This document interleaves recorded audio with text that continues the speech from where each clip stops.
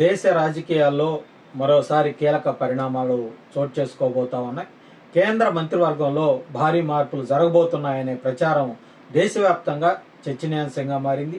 ఈ నెల 20 నుంచి పార్లమెంటు వర్షాకాల సమావేశాలు ప్రారంభం కాబోతున్నటువంటి నేపథ్యంలో అంతకు ముందే ఈ కేంద్ర కేబినెట్ పునర్వ్యవస్థీకరణ చేపట్టే అవకాశం ఉందని ఢిల్లీ రాజకీయ వర్గాల్లో జోరుగా ప్రచారం అయితే సాగుతోంది. ఈ నేపథ్యంలో కేబినెట్లో చోటు తగ్గే అవకాశం ఉన్నటువంటి నాయకులకు అందుబాటులో ఉండాలని పార్టీ నాయకత్వం నుంచి ఇప్పటికే సమాచారం వెళ్ళినట్లుగా కూడా పెద్ద ఎత్తున వార్తలు వస్తా ఉన్నాయి.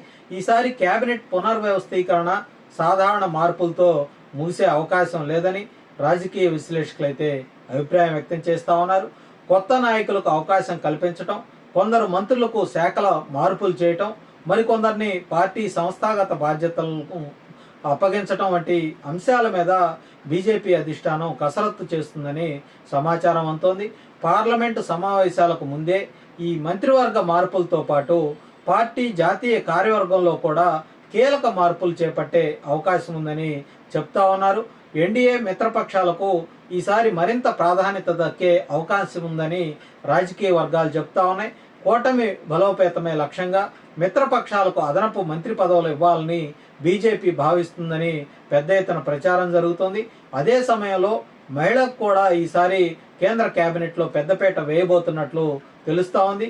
మహిళా ఎంపీలకు గతంతో పోలిస్తే ఎక్కువ ప్రాధాన్యత కల్పించే అవకాశం ఉందని విశ్లేషకులు కూడా భావిస్తూ ఉన్నారు. వచ్చే ఏడాది అసెంబ్లీ ఎన్నికలు జరగబోతున్నటువంటి రాష్ట్రాలకు ఈసారి ప్రత్యేక ప్రాధాన్యత దక్కే అవకాశం ఉందని కూడా మనకు సమాచారం అందుతుంది. ఎన్నికలు ఎదుర్కొనే రాష్ట్రాలకు చెందినటువంటి నాయకులను కేంద్ర మంత్రివర్గంలోకి తీసుకోవటం ద్వారా రాజకీయంగా బలం పెంచుకోవాలని బీజేపీ వ్యూహం రచిస్తుందని తెలుస్తూ ఉంది.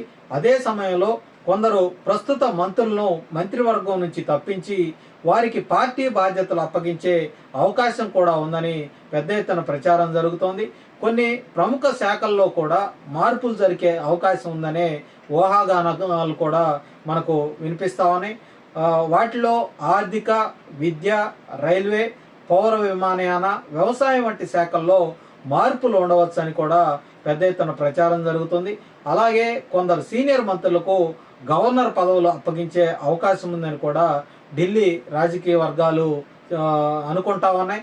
తెలుగుదేశం పార్టీకి మరో గవర్నర్ పదవి దక్కే అవకాశం ఉందని కూడా పెద్ద ఎత్తున ప్రచారం సాగుతూ ఉంది. ఇప్పటికే తెలుగుదేశం పార్టీ కోటాలో మాజీ మంత్రి అశోక్ గజపతిరాజుకు గవర్నర్ పదవి దక్కింది. ఇప్పుడు మరో గవర్నర్ పదవిని కూడా తెలుగుదేశం పార్టీకి ఇవ్వాలని బీజేపీ నాయకత్వం భావిస్తున్నట్లు సమాచారం అందుతోంది. ఆ పదవిని బీసీ వర్గానికి కేటాయించే అవకాశం ఉందని యనమల రామకృష్ణుడు లేదంటే కేఈ కృష్ణమూర్తి వీళ్ళిద్దరూ కూడా బీసీ వర్గానికి చెందినవారు కాబట్టి వాళ్ళ ఇరువురిలో ఎవరో ఒకరికి ప్రధానంగా వాళ్ళ పేర్లు అయితే వినిపిస్తా ఉన్నాయి. అదే సమయంలో బీసీ మహిళకు అవకాశం ఇవ్వచ్చనే చర్చ కూడా మరోవైపు జరుగుతూ ఉంది. అయితే దీనిపై అధికారిక నిర్ణయం అయితే ఇంకా తీసుకోవాల్సి ఉంది. ఇక ఆంధ్రప్రదేశ్కు సంబంధించి కూడా ఈ కేబినెట్ విస్తరణ మీద ఆసక్తికరమైనటువంటి చర్చ అయితే కొనసాగుతుంది.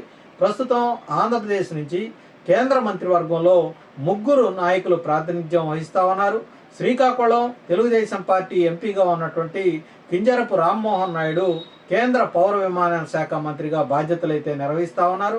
అలాగే గుంటూరు తెలుగుదేశం పార్టీ ఎంపీగా ఉన్నటువంటి డాక్టర్ పెమ్మసాని చంద్రశేఖర్ కేంద్ర సహాయ మంత్రిగా కూడా ఉండటం జరిగింది.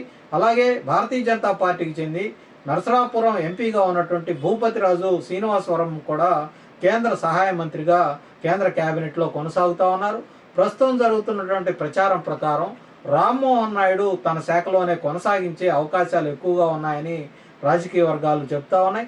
మరోవైపు పెమ్మసాని చంద్రశేఖర్, భూపతిరాజు శ్రీనివాస వర్మలకు శాఖల మార్పులు లేదంటే అదనపు బాధ్యతలు అప్పగించే అవకాశం ఉందనే ఊహాగానాలు కూడా వినిపిస్తా ఉన్నాయి. అయితే దీని మీద ఇప్పటి వరకు ఎలాంటి అధికారిక సమాచారం మాత్రం లేదు. అదే సమయంలో తెలుగుదేశం పార్టీకి మరో కేంద్ర మంత్రి పదవి దక్కే అవకాశం ఉందనే ప్రచారం కూడా బలంగా సాగుతూ ఉంది. ఇండియాలో కీలక భాగస్వామిగా ఉన్నటువంటి తెలుగుదేశం పార్టీకి అదనపు ప్రాతినిధ్యం కల్పించే అంశాన్ని బీజేపీ నాయకత్వం పరిశీలిస్తోందని రాజకీయ వర్గాల్లో ప్రస్తుతం చర్చ జరుగుతోంది. ఒకవేళ ఈ ప్రచారం గనక నిజమైతే ఆంధ్రప్రదేశ్కు కేంద్రంలో మరింత ప్రాధాన్యత పెరిగే అవకాశం ఉంటుందని అటు విశ్లేషకులు కూడా భావిస్తా ఉన్నారు. అయితే ఈ అంశాలన్నీ ప్రస్తుతం రాజకీయ వర్గాల్లో జరుగుతున్నటువంటి ఒక ప్రచారం మాత్రంగానే మనం చూసుకోవాలి. కేంద్ర ప్రభుత్వం కానీ అలాగే భారతీయ జనతా పార్టీకి చెందినటువంటి ఆ పార్టీ అధిష్టానం కానీ ఇప్పటి వరకు ఈ కేంద్ర కేబినెట్ పునర్వ్యవస్థీకరణ మీద, కొత్త మంత్రుల జాబితా మీద, శాఖల మార్పుల మీద, లేదంటే ఈ గవర్నర్ నియామకాల మీద ఎలాంటి అధికారిక ప్రకటన అయితే ఇప్పటి వరకు చేయలేదు. అందువల్ల ప్రస్తుతం వినిపిస్తున్నటువంటి పేర్లు, ఈ ఊహాగానాలు వీటన్నీ కూడా అధికారికమైనటువంటి ధృవీకరణ లేదనే మనం భావించాలి. మరోవైపు మంత్రి పదవుల కోసం ఆశావహులు కూడా ఢిల్లీలో తమ ప్రయత్నాలు ముమ్మరంగా కొనసాగిస్తున్నట్లు మనకు అర్థమవుతోంది. క్యాబినెట్లో అవకాశం దక్కుతుందనే ఆశతోటి పలువురు ఎంపీలు, పార్టీ పెద్దలతోటి సంప్రదింపులు జరుపుతున్నట్లు తెలుస్తూ ఉంది.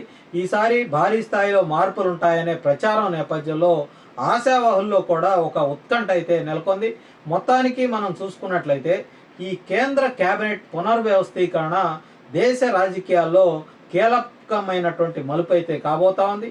కొత్త మంత్రులు ఎవరు, శాఖల మార్పులు ఎలా ఉంటాయి, మిత్రపక్షాలకు ఎంత ప్రాధాన్యత దక్కబోతా ఉంది, ఆంధ్రప్రదేశ్కు అదనపు మంత్రి పదవి లేదంటే గవర్నర్ పదవి లభిస్తుందనే అంశాల మీద ఇప్పుడు దేశవ్యాప్తంగా కూడా ఆసక్తి నెలకొంది.